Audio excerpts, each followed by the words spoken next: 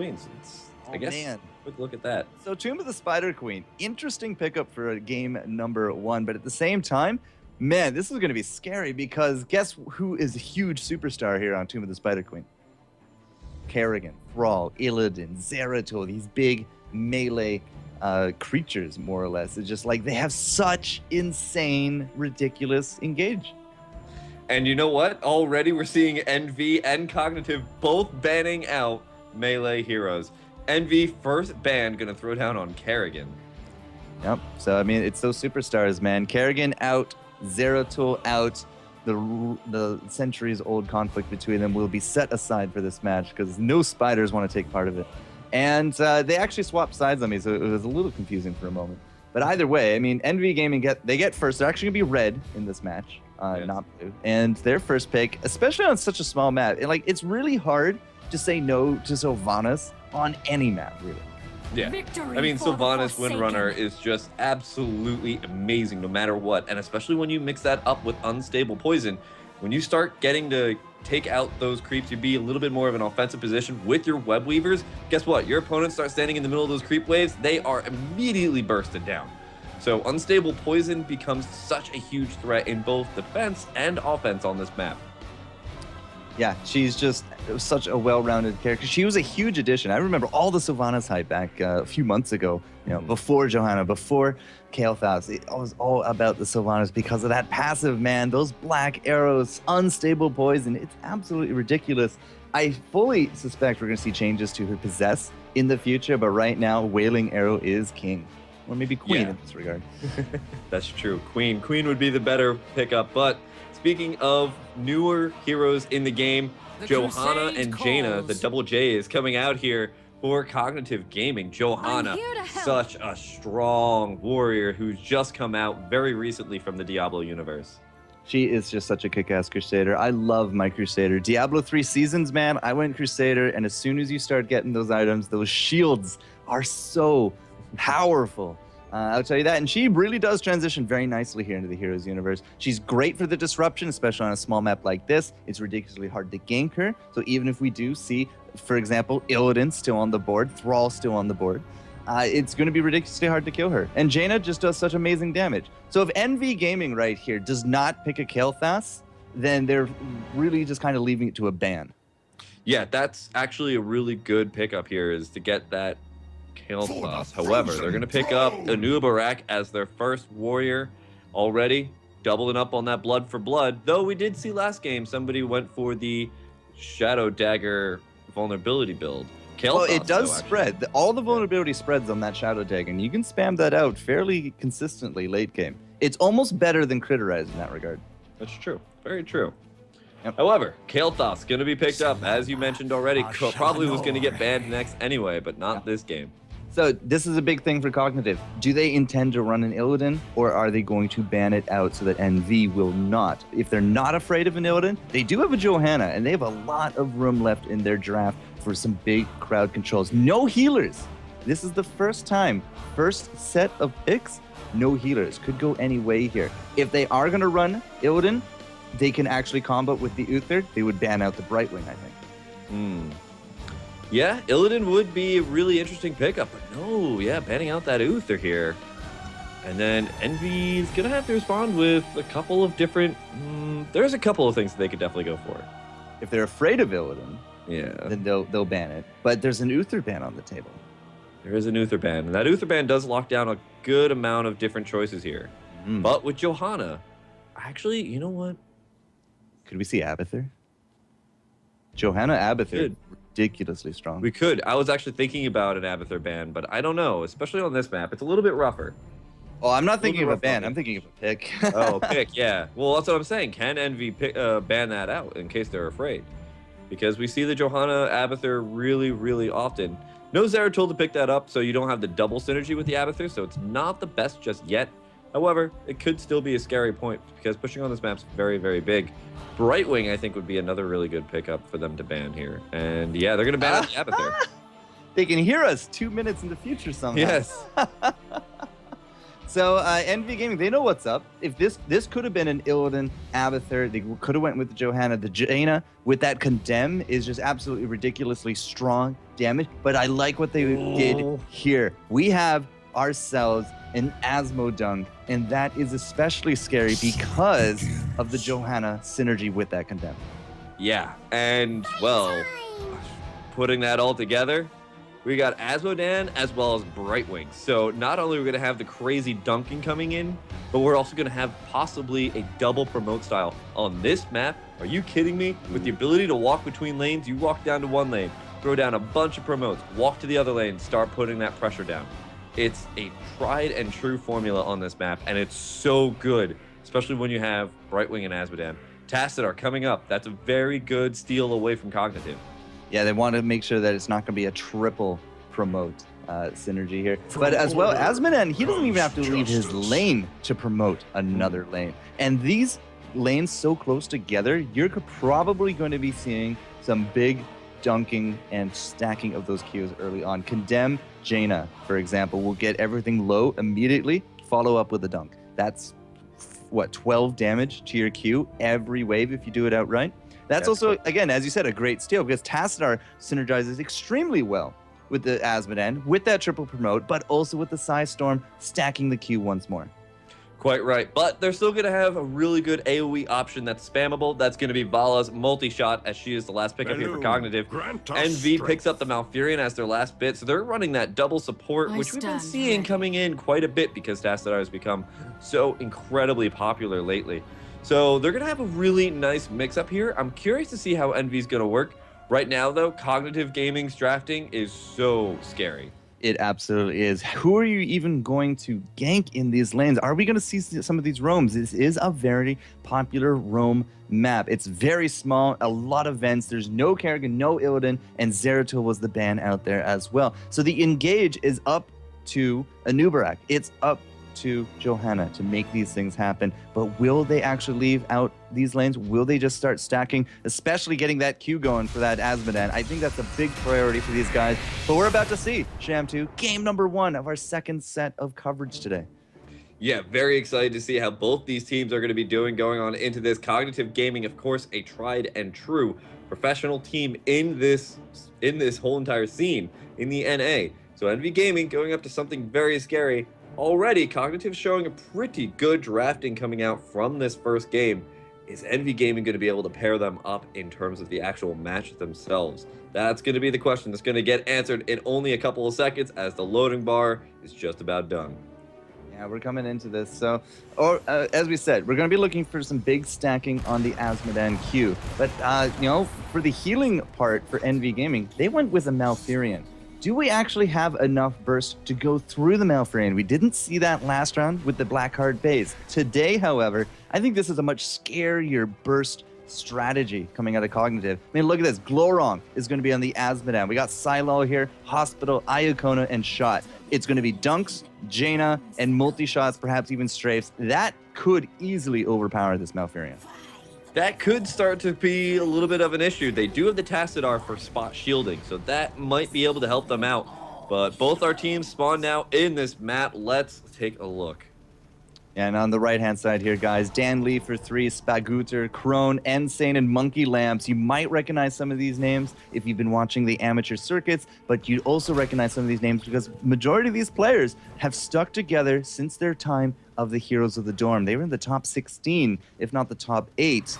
And, these guys, they know what's up. They know how to play this game. However, on the left-hand side, we got, Cognitive Gaming in blue. And I have no introduction for these people because I think everybody knows them pretty well. But let's take a look at that Glaurung and just start watching where he gets those dunks already starting to stack that up. Yep, they're just going to ping pong back and forth. These lanes are that small and the wave clear is that insane. Spaguter and Dan Lee are just kind of sitting there like, well, not much left to do. You got Insane now into the bottom there as well, but also level 1 towns. We talk a lot about this stacking that Q, the blood for blood. The taste for blood. Blood for blood's obviously not here. But also scouting drone on this Brightwing. I mean, that's going to be pivotal for defeating any kind of big advances here early game. Oh my god, already he's up to so many stacks. 36 in the first minute 20. They have no mitigation to really start denying this. They need to start denying this as hard as they can, because if Glaurung starts getting this many this early, he's going to be absolutely abominable later on. So he's averaging about 8 to 10 damage per wave. This is going to be wave number 5. He's at 42. But you see the strategy, right? You bring everything low, you dunk it down. That one, not exactly the best. Only got him 4. But the average continues to stay strong between 8 and 10.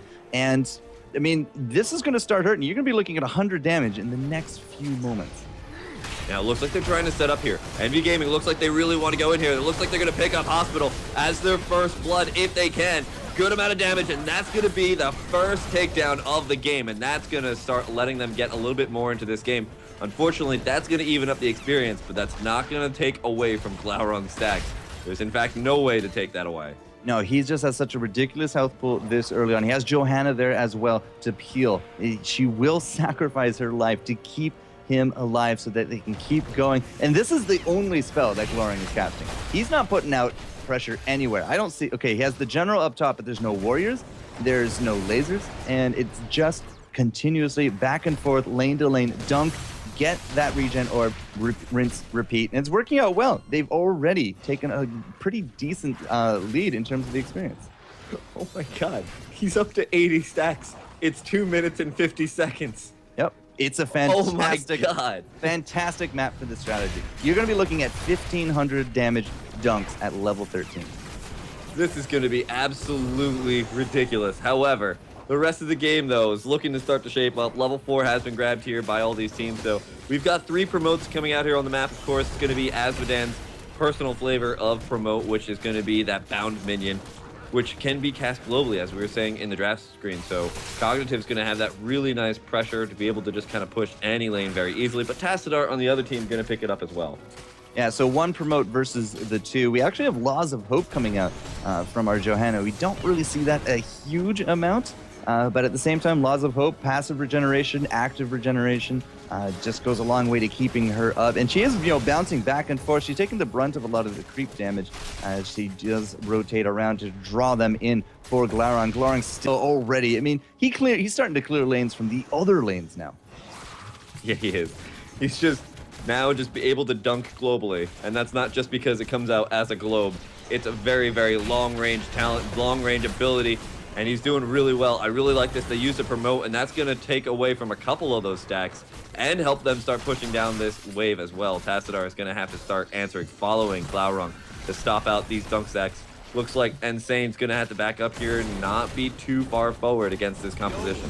Yeah, Silo's the big trouble up top, though. Dan Lee for 3 and Crone, they're really going for it. The Flame Strike is good. Johanna will put the 2nd kill on the board here for Envy Gaming. So they are getting their little bits of damage in, but in terms of levels, no real difference has been kind of accrued at this point. It's all about this late game Glaurung right now, and Envy Gaming don't really have a way to stop this as of yet.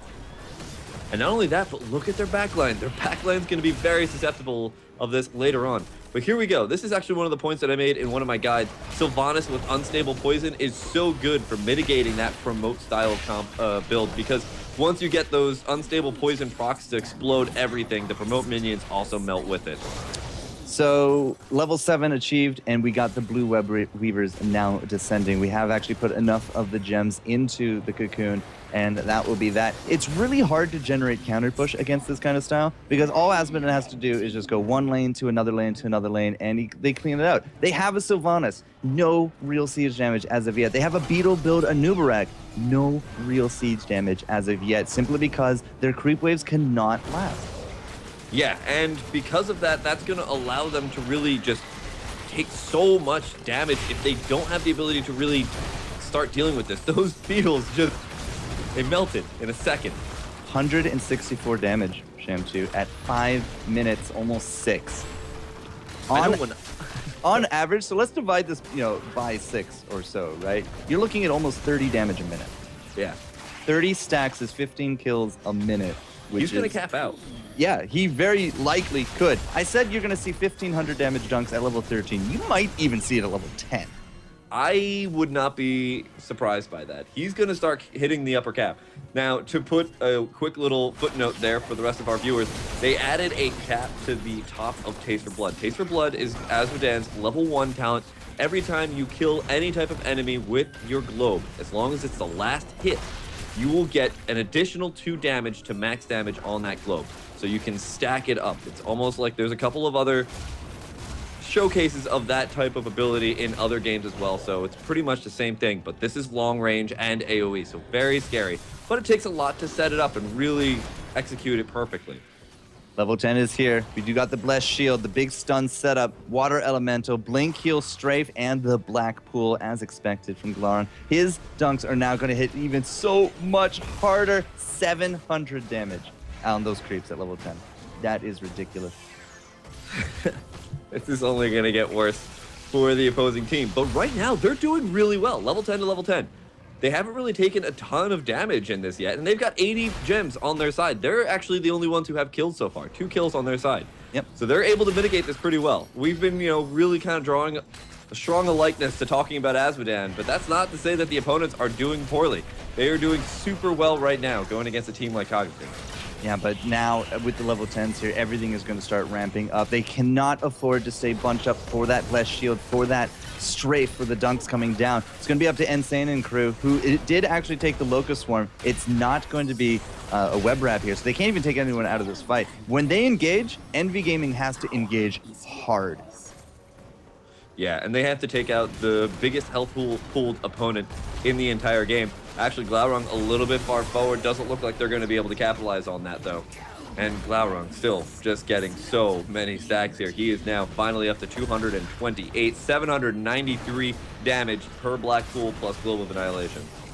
It's, yeah, it is, quite frankly, absolutely insane. But we do got the red web weavers now actually down, and they're starting to push out a lot of this counter damage. Remember, we have a Sylvanas on the side of NV. They are using that to really augment this push. Silence Arrow went in, didn't actually really hit too many people. You saw the Phoenix there as well, just for extra push, and now with 2 heroics already out of the equation, you are going to see NV actually back this up. But still, they got push going for them top, they got push going for them bottom as well. This will be at least 1 tower here into the bottom lane, and that will keep us on parity for this experience. Yeah, they're doing, as I keep saying, they're doing well. Experience is a really good gauge of how well a team is doing, and in terms of ports, nobody's lost anything yet. Now, this game is a little bit slower in the first levels 1 to 10. It's going to start ramping up. It's going to start speeding up pretty quickly. The question is, does Envy Gaming have a shot against Glaurung and the might of Cognitive Gaming? Well, you're looking at between 800 and 900 dunks already at level 12. 1500 is obviously a little bit more of an oversight. Math is hard, but still, it is insane damage. As you said, the backline is going to be susceptible. If they can just straight out remove Glaurung with an engage, they're going to be looking so much better in these fights. And they have a couple of Blood for Bloods as well, and that's going to be able to help them really take out his health very quickly. Again, he's got a lot of max health. So that Blood for Blood, doing 15% of that is going to be a good chunk of it if they can really start to take that out later on when they hit level 16. Until then, they've got to survive. Level 13 is on the cusp here for Cognitive Gaming, and Web Weaver's coming down. Yeah, they have actually put in their gems once more. So far, the gems are just going back and forth. Whoever gets the big engage, you defend, it's all good. Big engage, perhaps looking for the bottom lane. But as soon as this is over, I mean, as we said, we have a lot of gems in the name of NV. So they're likely going to look to just quickly defend and turn in themselves. And they're just going to keep going back and forth throughout this. They have a 5-man Deathball bottom. Glaurung nowhere near that. As he is into the top. So it looks like it's just going to be a quick 5-man defend, defend, defend as they go right up through the lane. Yeah, but they're going to lose that top 4, yes, with the promoted minion, the bound minion, as well as the Web Weaver. A little bit too much to deal with. Meanwhile, in the mid lane, taking a lot of damage as well, the Web Weaver going to be able to pick up that fort as well. They did defend that bottom fort, but they are losing the rest of the map here. Yeah.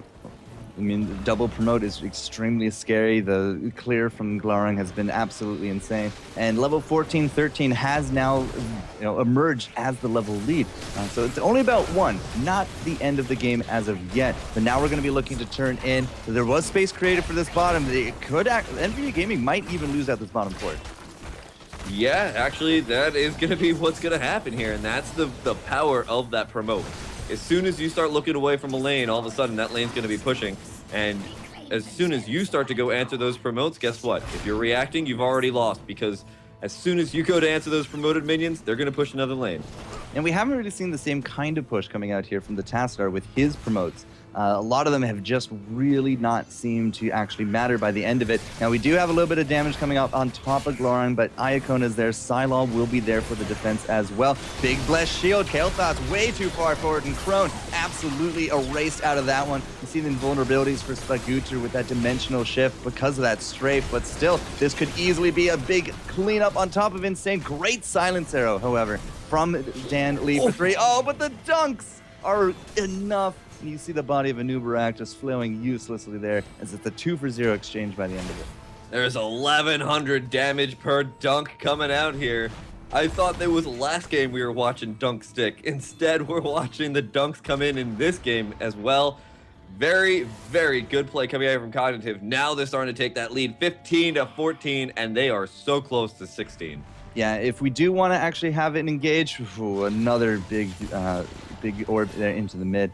But if we want to do that engage, you got to do it before 16. Unfortunately, that's not an option anymore because Cognitive is 16. They have double bloods coming out, as well as the Numbing Blast for the Root, Holy Renewal, and Criterize. This is just going to do so much more for their big burst potentials.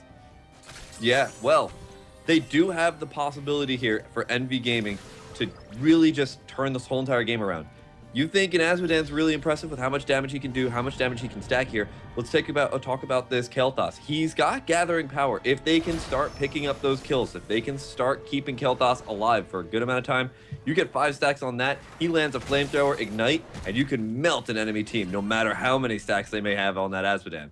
So that is one thing to watch out for. And the only healer is Iacona. He's going to have to use that Gust for Wind, and you're going to have Flame Strike up much quicker than that next Gust of Wind, especially with a 45-second cooldown on it. So yeah, if you can actually get that 1,200 damage going the way right there of that latest dunk, then yeah, you'll be in a good spot. But look at Sylaw, so confident already going in. Nobody is even able to hurt him. You see Iacona with the Blink Heal. He comes up. Kael'thas, Sylvanas, and Malfurion all just get erased. Fagutu with the skin of his teeth. Is Glorung going to look for it? Can he actually throw down one more orb? It does not look like he's even going to attempt. But at the same time, they stole out the Bruisers. They have a double Bruiser push now into this mid with 3 people dead. This is a keep against Envy Gaming. Yeah, and they have Brightwing pushing in the bot lane. They've got the Bound Minion in the top lane. There is absolutely no correct answer here. This is like every student's nightmare. They're looking for the multiple choice. That's going to be the right one, but they see like 4 different answers that make no sense, and they've got nothing. Man, I'm really afraid to click on Glorung right now. 436 damage. He's going to cap out. And counting. Oh my word. Oh my word. I don't think I've ever seen somebody cap out without really trying to cap out. I don't think I've ever seen Arthalon, and he's the guy that I attribute this build on Azmodan to. I don't think I've ever even seen him cap out.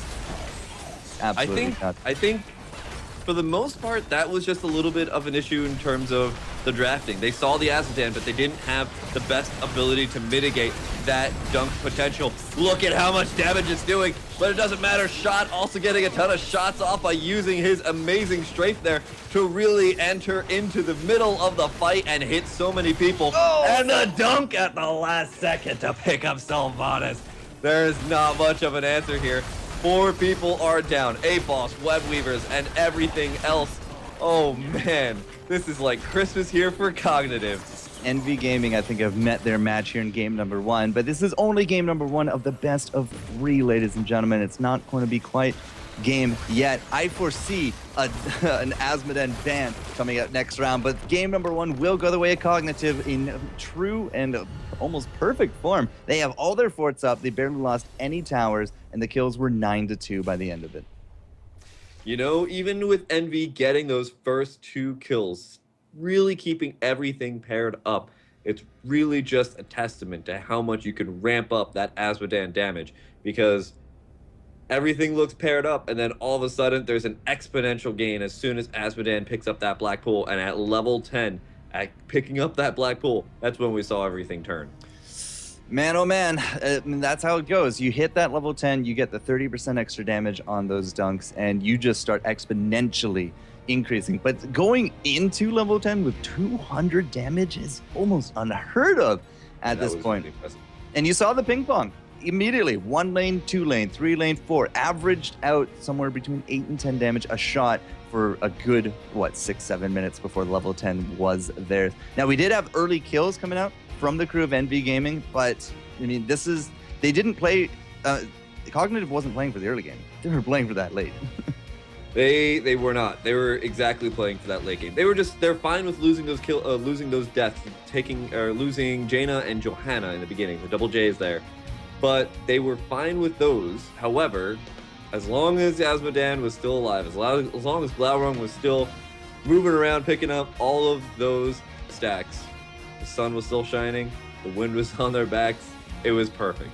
It was absolutely perfect. No real big losses there. 2 kills and a few towers. Not too shabby. We're going to set up for game number 2, however, ladies and gentlemen, here for the Road to BlizzCon North America's June 2015 Shamtoon FCJ. We'll be right back with that. We're going to set up and come on back and probably see an Asmodan ban if I had to put money on it, Mr. Sham, too. But yeah, who knows? What map, what bans? We'll find out when we return. So stick around.